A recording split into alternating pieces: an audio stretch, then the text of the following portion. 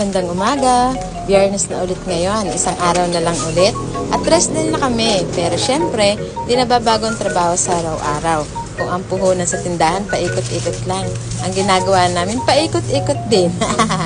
Ganun pa man, masaya namin tong ginagawa. Syempre, di tatagal ang aming tindahan kapag di ka masaya sa pagtitinda. Gupit-gupit ng paninda, para dampot na lang ng dampot si customer. At syempre, punas-punas din kapag walang ginagawa para di naman maalikabok yung paninda. At si Mister, ayan, siya naman po ay magdi-deliver.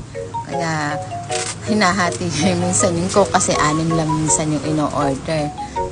Nakakapagod talaga ang meron tindahan. Pero syempre, kapag ikaw ay masaya nga sa iyong ginagawa, hindi mo yun masyado nararamdaman. Na kahit pagod ka, alam mong may magandang resulta pagdating ng hapon or ng gabi ng iyong uwian. Kaya enjoy lang namin. Kaya